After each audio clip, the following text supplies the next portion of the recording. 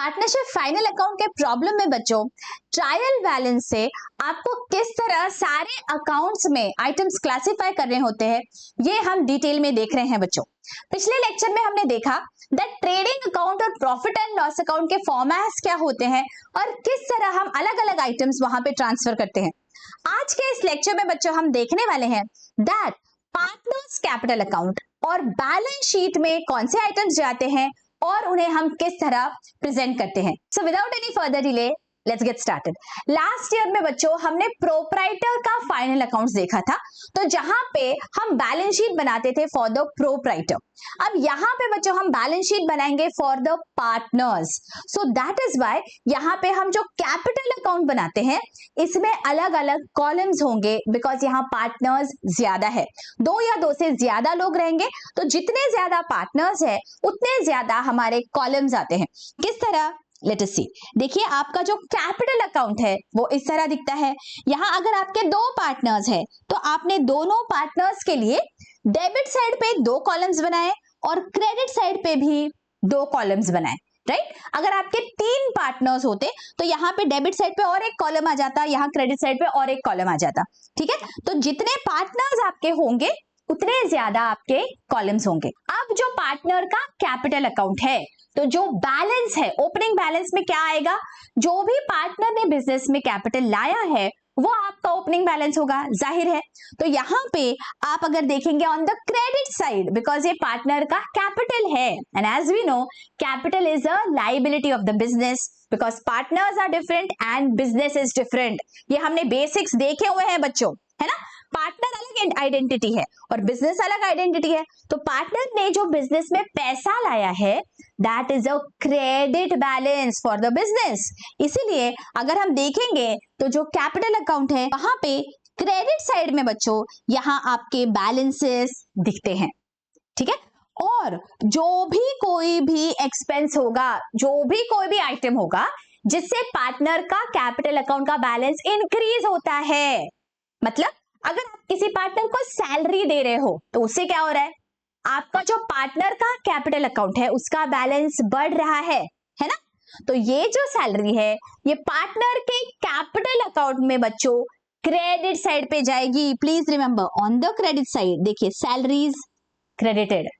देखिए बिजनेस के लिए ये खर्चा है, अगर सैलरी की बात करूं तो बिजनेस के लिए तो खर्चा है ना, तो ये प्रॉफिट एंड लॉस अकाउंट के डेबिट में जाएगा बिकॉज ये खर्चा है। Please understand, be very very attentive. लेकिन ये मैं पार्टनर की बात कर रही हूं, ये पार्टनर का अकाउंट है, ये जो सैलरी है ये पार्टनर के अकाउंट में जाने वाली है, तो इसीलिए इससे पार्टनर के कैपिटल का बैलेंस इंक्रीज हो जाएगा एंड दैट इज वाई हम सैलरी को यहाँ पे क्रेडिट करते हैं। वाई, लेट अस अंडरस्टैंड बच्चों। ये जो सैलरी है इसका एक्चुअली एंट्री क्या होती है, आपके लिए इसकी एंट्री हो जाएगी सैलरी अकाउंट डेबिट टू, आपने ये पैसा नहीं दिया है पार्टनर को, अगर आप पैसा देते तो टू कैश या बैंक लिखते, लेकिन आप ये पैसा नहीं दे रहे हैं, आप क्या कर रहे हो, यहाँ पे एंट्री पास कर रहे हो salary account debit to partners capital account. आपने क्या किया, पार्टनर का जो अकाउंट है उसे क्रेडिट कर दिया। पार्टनर को बोला कि अभी मैं तुझे पैसा तो नहीं दे सकता लेकिन तेरे अकाउंट को हम क्रेडिट दिखा देंगे, है ना। यही हम करते हैं अगर हमारे पास पैसा नहीं होता है तो। सिमिलरली पार्टनर के लिए भी यही किया है हमने, राइट। तो ये जो हमारी एंट्री होती है, ये जो दो इफेक्ट है एंट्री के, डेबिट और क्रेडिट। अब ये जो डेबिट पोर्शन है ये तो खर्चा है बिजनेस का, तो ये प्रॉफिट एंड लॉस अकाउंट में डेबिट हो जाएगा। लेकिन ये जो है पार्टनर के कैपिटल को हमने क्या किया, क्रेडिट किया एंड दैट इज व्हाई यहां पार्टनर के कैपिटल में क्रेडिट दिखता है सैलरी। इज दिस अंडरस्टूड बच्चों। यहाँ पे बहुत बार कंफ्यूजन हो जाता है, आपको लगता है कि यार ये तो सैलरी है तो ये खर्चा होना चाहिए। यस, खर्चा है इसलिए प्रॉफिट एंड लॉस अकाउंट में डेबिट दिखा दो, लेकिन always remember double entry accounting system है ना। तो ये जो सेकंड इफेक्ट है, आस्क योरसेल्फ सेकंड इफेक्ट कहां गया, तो सेकंड इफेक्ट पार्टनर के कैपिटल अकाउंट में गया। Is this very very clear. और भी कोई आइटम है जिससे इस तरह से पार्टनर का कैपिटल अकाउंट का बैलेंस बढ़ रहा है, वो सब यहाँ क्रेडिट हो जाएगा। वो क्या हो सकता है, जो कैपिटल है इस पे आपको इंटरेस्ट दे रहे हो तो ये अगेन पार्टनर के कैपिटल अकाउंट में क्रेडिट हो जाएगा। देखिए इंटरेस्ट ऑन कैपिटल, है ना। या जो प्रॉफिट है एट द एंड जो हम ट्रांसफर करते हैं पार्टनर में, ये प्रॉफिट से क्या हो गया, अगेन पार्टनर का कैपिटल बढ़ जाता है, तो प्रॉफिट भी हम पार्टनर में ट्रांसफर कर देते हैं in their profit sharing ratio, right. और अगर ड्यूरिंग द ईयर अगर कोई एक्स्ट्रा कैपिटल किसी ने लाया है तो उसे भी हम यहाँ पे क्रेडिट कर देते है ना। और ठीक इसका ऑपोजिट हो जाएगा, जो जो आइटम्स जिससे बैलेंस कम होता है पार्टनर के कैपिटल का उसे हम डेबिट करेंगे। ऐसा क्या है, सबसे पहला ड्रॉइंग्स। पार्टनर ने अगर कुछ कैश विड्रॉ किया बिजनेस से तो क्या हो गया, उसके कैपिटल को हमें कम करना पड़ता है, तो इसीलिए पार्टनर के कैपिटल को डेबिट होगा विद ड्रॉइंग्स। देखिए यहाँ पे ड्रॉइंग से हमने डेबिट कर दिया।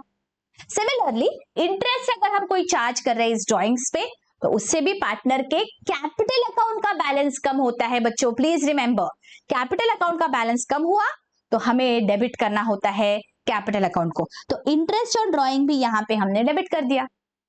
ओके, और जो हमने लॉस अगर हमारा आता है प्रॉफिट एंड लॉस अकाउंट में, अगर नेट लॉस है तो ये हमें ट्रांसफर करना होता है सारे पार्टनर्स में in the profit sharing ratio. तो अगेन इस लॉस से हमारे पार्टनर्स का बैलेंस कम हो जाता है and that is why loss को हमें डेबिट करना होता है पार्टनर्स के कैपिटल अकाउंट को। Is this very very clear? अगर आपको एग्जाम में पूछा जाता है कैपिटल अकाउंट बनाओ तो क्या आपको लॉजिक अच्छे से समझ गया बच्चों दैट कैपिटल अकाउंट में कौन से आइटम्स आते हैं और वो क्यों आते हैं? बहुत सिंपल है, सारे जो भी एडिशंस है ना जिससे आपका बैलेंस बढ़ रहा है उसे आपको क्रेडिट करना है, और जिस चीज से आपके पार्टनर का कैपिटल अकाउंट का बैलेंस कम होता है, जो भी सारे डिलीशंस है, जो भी विड्रॉवल्स है, उसे आपको डेबिट करना होता है। क्लियर? तो हमने क्या क्या देख लिया बच्चों? Trading account, profit and loss account and partners capital account, ये क्लासिफिकेशन हमने देख लिया। और लास्ट हमारा जो बचता है that is our balance sheet. Now सबसे पहली गलती, बैलेंस शीट ये आपका अकाउंट नहीं है, इट इज अ स्टेटमेंट। तो जब हम बैलेंस शीट बनाते हैं it is just balance sheet, आपको अकाउंट नहीं लिखना होता है। इसलिए यहाँ पे अगर आप देखेंगे तो डेबिट क्रेडिट नहीं आता है बैलेंस शीट में। सबसे बेसिक यहाँ पे आपको ये समझना है बच्चों, हमें आदत होती है ना लिखने की, तो हम डेबिट क्रेडिट सब जगह लिख देते हैं, नहीं, balance sheet is a statement, it is not an account and that is why यहाँ डेबिट और क्रेडिट कुछ भी नहीं आता है। इसलिए आप बैलेंस शीट एज ऑन लिखते हैं बच्चों, कभी भी फॉर द ईयर एंडेड ऐसे नहीं होता है, एक पर्टिकुलर डेट के सारे बैलेंसेस है आपके। ओके, सो बैलेंस शीट आपको एज ऑन लिखना है और बैलेंस शीट में कभी भी डेबिट और क्रेडिट आप नहीं लिखते हो। एंड थर्डली बैलेंस शीट में आप टू और बाय भी नहीं लिखते हो। जैसे ट्रेडिंग अकाउंट में, प्रॉफिट एंड लॉस अकाउंट में अगर हमने देखा तो सब जगह हमने टू लिखा था, बाय बाय बाय बाय लिखा था, है ना। लेकिन यहां अगर हम देखेंगे तो कहीं पे भी टू और बाय नहीं होता है। ये बेसिक डिफरेंसेस फॉर्मेट्स में आपको ध्यान रखने हैं बच्चों। Alright, and now let us see, जो भी आपके एसेट्स है वो सब आपके बैलेंस शीट के राइट हैंड साइड में आएंगे और जो भी लाइबिलिटीज है वो बैलेंस शीट के लेफ्ट हैंड साइड में आएंगे। ये हमने प्रोप्राइटरशिप के लिए भी देखा था, वो सेम लॉजिक यहाँ पे आपको अप्लाई करना है। जिससे भी आपको फ्यूचर में इकोनॉमिक बेनिफिट होता है वो सारे एसेट्स आपके यहाँ राइट हैंड साइड में आएंगे। वो कौन से है? Let us quickly glance through them. Okay, सबसे पहला है आपका गुडविल, मतलब आपके बिजनेस का कुछ रेप्यूटेशन है बाहर, कुछ नाम कमाया है आपके बिजनेस ने, और वो जो नाम कमाया है उसे अगर हम मॉनेटरी टर्म्स में बोल पाते तो उसे हम कहते हैं goodwill. So that is your reputation in monetary terms. इसीलिए ये हमारा सबसे पहला एसेट है हमारे बिजनेस का। और जो भी दूसरे एसेट्स है जिससे हम फ्यूचर में इकोनॉमिक बेनिफिट लेते हैं, जैसे अगर हमारा कोई लैंड है जिसपे हमारी ये बिल्डिंग खड़ी है, या फिर हमारे कोई प्लांट एंड मशीनरी है, या हमारे पास व्हीकल्स है, ये सब क्या है? ये हमारे एसेट्स है। तो ये सब हमारे बैलेंस शीट में दिखते हैं बच्चों। Let us see, land and building, plant and machinery, furniture, equipment, motor van, free hold premises etcetera, ये सब कुछ हमारे एसेट्स है। तो ये सब हमारे एसेट साइड पे दिखते हैं बैलेंस शीट के। और अगर हम देखें तो यहाँ सब से हमने डेप्रिसिएशन को माइनस किया है, मतलब जो भी during the year wear and tear हुआ है वो यहाँ हम माइनस करके नेट अमाउंट आउटर कॉलम में लिखते हैं। राइट, आगे देखते हैं बच्चों पेटेंट्स, लूज टूल्स। अब ये पेटेंट्स क्या है? अगर आपने कोई नई चीज इन्वेंट की है तो आप क्या करते हो, जाके उसे रजिस्टर करवाते हो कि बाबा इसे मेरे नाम पे करो, because I am the one who has invented this. तो आपके नाम पे उस टेक्नोलॉजी का, उस प्रोसेस का पेटेंट होता है, तो कोई और उसे कॉपी नहीं कर सकता है।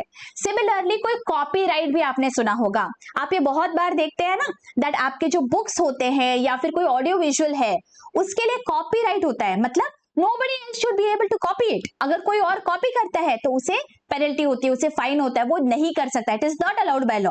इसलिए ये जो पेटेंट्स है, कॉपीराइट्स है, ये सेव करते हैं, कोई भी डायरेक्ट कॉपी नहीं कर सकता है हमारे आइटम्स को। ओके, सिमिलरली हम ट्रेडमार्क्स भी देखते हैं, मतलब हर एक कंपनी का अलग से कोई ना कोई सिंबल होता है, कोई लोगो होता है, वो कोई और कॉपी नहीं कर सकता है। That is for that particular company, for that particular firm only they can use it. तो ये सब हमारे इनटैंजिबल एसेट्स आते हैं, मैं ऐसे दिखा नहीं सकती हूँ बट ये एग्जिस्ट करते हैं कॉपीराइट्स। ओके, तो ये सारे मेरे एसेट्स होते हैं बच्चों। ओके, आगे इन्वेस्टमेंट्स, जो भी हम इन्वेस्ट कर रहे हैं पैसा बिजनेस का कहीं पे भी, फॉर एग्जांपल हम उसे शेयर मार्केट में इन्वेस्ट कर रहे हैं या फिर हम उसके बैंक में एफडीज बना रहे हैं, जो भी हमारे इन्वेस्टमेंट्स है वो सब यहाँ पे मेरे बैलेंस शीट में एसेट्स में आते हैं बच्चों। Okay, stores and spare parts, जो भी कुछ स्पेयर पार्ट्स बचे होंगे वो यहाँ आएंगे।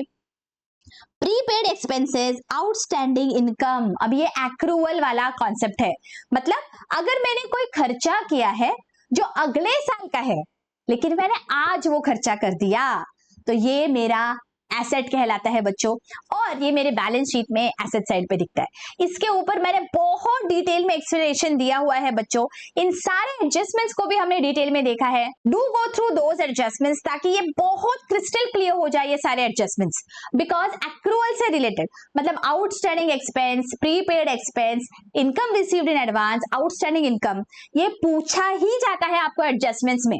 ओके, तो ये एडजस्टमेंट्स भी समझना बहुत इंपॉर्टेंट है। एडजस्टमेंट का लेक्चर भी हमने देखा हुआ है बच्चों, you can go through that to clear all your doubts regarding these concepts. Okay, आगे लोन्स एंड एडवांसेस, अगर मैंने किसी को लोन दिया है, लोन्स एंड एडवांसेस अगर हमने दिया है तो वो एसेट साइड पे दिखता है। ठीक है, क्लोजिंग स्टॉक, मतलब मेरे बिजनेस में जो भी अभी अनसोल्ड स्टॉक पड़ा हुआ है वो यहाँ पे दिखेगा। सन्ड्री डेटर्स, मतलब जिस किसी से मुझे पैसा लेना है फ्यूचर में वो मुझे देंगे पैसा, तो वो क्या हो गया, मेरा एसेट हो गया, मतलब फ्यूचर में मुझे उनसे पैसा मिलेगा। इसमें देखिए हम क्या करते हैं बच्चों, बैड डेट्स को माइनस करते हैं और आरडीडी को भी माइनस करते हैं। ये सब आपके एडजस्टमेंट्स है बच्चों, ये आपको ट्रायल बैलेंस में नहीं दिए जाएंगे, ये आपको नीचे ट्रायल बैलेंस के नीचे आपको एडजस्टमेंट्स में ये सब दिया जाता है, और इनके मैंने सेपरेट लेक्चर्स लिए हुए हैं, बिकॉज सब एक साथ बोलूंगी तो बहुत कंफ्यूजन हो जाएगा, है ना। तो ये जो आरडीडी है, ये जो बैड डेट्स है, इसका कैसे हमें एडजस्टमेंट करना है, क्यों करना है, ये सब हमने बहुत अच्छे से कवर किया हुआ है बच्चों। I am giving the lecture here, you can go and check it out. Alright, insurance claim receivable, bills receivable, जो भी बिल्स है, बिल्स क्या होते हैं, 12th स्टैंडर्ड में बच्चों आपको बिल्स ऑफ एक्सचेंज में पूरा एक एंटायर चैप्टर है। अभी के लिए आप ये समझ लो दैट जो मेरा डेटर है वो मुझे आके एक प्रॉमिस करता है और वो रिटन होती है promise. Okay, he is going to sign on it and tell me that after so and so many days he is going to give me that much money. वो जो डेटर है वो मुझे एक प्रॉमिस करता है, उसे मैं कहती हूं मेरा ये बिल ऑफ एक्सचेंज है, ये बिल रिसीवेबल है, मतलब फ्यूचर में मुझे इतना पैसा मिलने वाला है, that is why it becomes my asset. Okay, end of course cash in hand and cash at bank, जो पैसा हमारे पास है वो तो मेरा एसेट है, तो वो भी मेरे बिजनेस में एसेट साइड पे दिखेगा। और पार्टनर्स का जो करंट अकाउंट का बैलेंस है अगर वो डेबिट होगा, ओके, अगर वो डेबिट होगा तो यहाँ पे आपके बैलेंस शीट में एसेट साइड पे दिखता है बच्चों।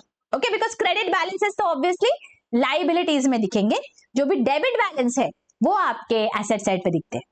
ठीक है, now let us quickly look at the liabilities side. Liabilities side पे जाहिर है कैपिटल अकाउंट्स दिखेंगे और करंट अकाउंट के क्रेडिट बैलेंसेस दिखेंगे। ओके, और आपके जो ओवर द इयर्स आपका जो प्रॉफिट एक्यूमुलेशन हुआ है, जो भी प्रॉफिट्स है बिजनेस में वो आपने जो साइड में निकाले थे, जो डिस्ट्रीब्यूट नहीं हुए हैं पार्टनर्स में, वो यहाँ पे जनरल रिजर्व या प्रॉफिट एंड लॉस अकाउंट इस तरह से आपके दिखते हैं बच्चों। ठीक है, और अगर आपने कोई लोन लेके रखा है, मतलब बैंक से आपने कोई लोन लिया है, फॉर आपका बिजनेस चलने के लिए।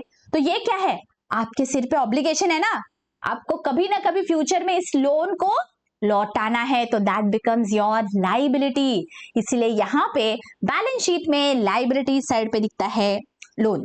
ओके, चाहे वो लोन आपने किसी से भी लिया हो, बैंक से लिया हो, या फिर आपने पार्टनर्स से लिया हो, या फिर आपने कोई मॉर्टगेज किया है। मॉर्टगेज मतलब आपने कुछ गिरवी रखा और उसके बदले में आपको जब पैसा मिलता है तो आप उसे कहते हैं मॉर्टगेज्ड लोन। ठीक है, तो किसी भी तरह से आपने अगर लोन लेके रखा है बच्चों, तो ऑब्वियसली ये आपका ऑब्लिगेशन है, तो यहाँ पे आपका बैलेंस शीट में लाइबिलिटीज में दिखेगा। ओके, आगे बिल्स पेएबल। हमने बिल्स रिसीवेबल देखा एसेट साइड पे, उसका ठीक ऑपोजिट है bills payable.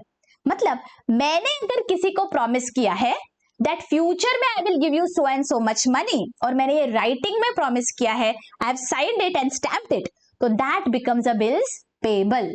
Next, bank overdraft. अब ये ओवरड्राफ्ट क्या होता है बच्चों, जैसे कि हमें पता है बैंक में जो हमारा पैसा है उसे हम कहते हैं बैंक बैलेंस, लेकिन जो बिजनेसेस होते हैं ना, उसे बहुत ज्यादा पैसों की जरूरत होती है, तो business generally current account open करते हैं बैंक में। जो हम और आप ओपन करते हैं उसे हम कहते हैं सेविंग्स अकाउंट, और जो बिजनेसेस ओपन करते हैं उसे हम कहते हैं करंट अकाउंट।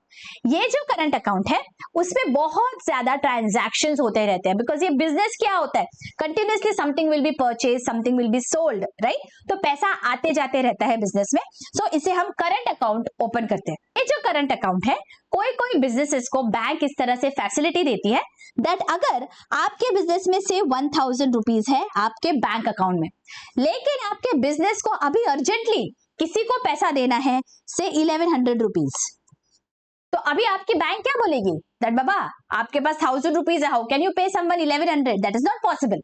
लेकिन in certain scenarios bank gives you this facility, इसे हम कहते हैं over and above your bank balance. Bank में पैसा तो 1000 ही है ना, लेकिन आप 1100 रुपए किसी को पेमेंट कैसे कर रहे हो, बिकॉज बैंक ने आपको ये फैसिलिटी दी है। और ये जो ओवरड्राफ्ट है इसे हम यहाँ पे दिखाते हैं in the liability side, because ये जो 100 रुपीज है ये आपने एक्स्ट्रा पे कर दिया ना, ये तो बैंक से गया पैसा जो बैंक को आप फ्यूचर में लौटाएंगे। आपके पास 1000 था और बैंक ने आपको 100 रुपीज खुद के पॉकेट से दिया ताकि आप किसी को पेमेंट कर पाए, तो ये जो एक्स्ट्रा के 100 रुपीज है जो बैंक से आपने टेम्पररीली लिए हैं, ये यहाँ पे आपको दिखाने होते हैं बैंक ओवरड्राफ्ट में, ठीक है, बिकॉज आप बाद में इसे लौटा दोगे, अभी आपने कुछ दिनों के लिए बैंक से ये उधारी ली है, तो this becomes your overdraft. Okay, आगे सन्ड्री क्रेडिटर्स, मतलब जो हमारे लेनदार है, जो हमसे पैसा आके लेंगे, वो हमारे लेनदार यहाँ पे दिखते हैं, ये हमारा ऑब्लिगेशन है तो जाहिर है यहाँ पे दिखेंगे, है ना। अगेन ये जो सारे एडजस्टमेंट्स है बच्चों, ये हमने देखे हुए हैं अलग से कि किस तरह से क्रेडिटर्स की हम एडजस्टमेंट्स करते हैं, ठीक है। आगे outstanding expenses, income received in advance, जो भी मेरा इस साल का खर्चा है, फॉर एग्जाम्पल अगर मुझे सैलरीज पे करने हैं मेरे एम्प्लॉयज को, लेकिन मैंने सिर्फ 10 महीने की ही सैलरी पे की, ये पूरा साल तो 12 महीने का हो गया, तो जो 2 महीने की सैलरी पेंडिंग है उसे हम अकाउंटिंग टर्मिनोलॉजी में कहते हैं आउटस्टैंडिंग। और ये जो पेंडिंग एक्सपेंस है मेरा, because it belongs to this year, ये मेरे इस साल के अकाउंट्स में दिखता है बच्चों। और ये जो खर्चा है 2 महीने की सैलरी, ये मेरे सिर पे बोझा है, ये ऑब्लिगेशन है ना, मुझे ये एम्प्लॉयज को पैसा देना पड़ेगा, तो दैट इज वाई ये जो 2 महीने की सैलरी है ये मेरा आउटस्टैंडिंग एक्सपेंस मेरे लाइबिलिटी साइड पे दिखता है। Okay, similarly income received in advance, अगर मुझे फ्यूचर का इनकम अभी मिल जाता है तो मैं इसे कहती हूँ इनकम रिसीव्ड इन एडवांस, जिसके बदले में मैं जो सर्विस देने वाली हूँ वो मैं फ्यूचर में देने वाली हूँ, लेकिन पैसा मुझे आज ही मिल गया, तो ये मेरा अगेन ऑब्लिगेशन हो गया, बिकॉज वो सर्विस तो मैं फ्यूचर में प्रोवाइड करने वाली हूँ ना, तो मेरे लिए वो लाइबिलिटी है that I have to provide that service, so again that becomes my obligation. Okay, and provision for taxes, अगर मैंने जो इनकम टैक्स है उसका कोई प्रोविजन क्रिएट किया है तो that is also my liability. Okay, इस तरह से बच्चों बैलेंस शीट दिखता है, and at the end of everything हम हमारा बैलेंस शीट क्लोज करते हैं, और अगर हमने सब सही किया होता है बच्चों तो बैलेंस शीट की जो टोटल्स आएंगी वो टैली हो जाएगा। Okay, so this is the beauty of accountancy बच्चों, that यहाँ पे then and there you will understand whether you have solved the problem correctly or not, because balance sheet यहाँ पे tally हो जाता है, मतलब आपकी asset side और liability side की total same होती है, तो हम उसे कहते हैं that हमारा balance sheet tally हो गया, right? I hope यहाँ तक आपको सब classification बहुत ही अच्छी से समझ गए हैं बच्चों. Before solving the questions, before solving the illustrations, it is very important that you go through this classification ताकि सब कुछ crystal clear हो जाए, and then you can begin solving the problems. बच्चों सारी problems are available on the home page of the channel. मैंने playlist बनाई हुई है, पार्टनरशिप फाइनल अकाउंट्स के आप प्लेलिस्ट में जाइए, आपको सारे 1 by 1 सब कुछ सॉल्व प्रॉब्लम्स मिल जाएंगे, आपके टेक्स्ट बुक के solve as well as unsolved problems, everything is available in that playlist बच्चों. अगर आपको यहाँ तक अच्छी से समझ गया है, do let me know in the comment section, do like and subscribe बच्चों, because जब आप like करते हो, आप subscribe करते हो, it keeps us motivated in getting such lectures for you. और अकेले अकेले लेक्चर्स मत देखिए, आपके फ्रेंड्स में, कलीग्स में शेयर करिए. Help all your friends take the benefit of these lectures. मिलती हूँ आपको नेक्स्ट लेक्चर में. Till then take care, bye bye.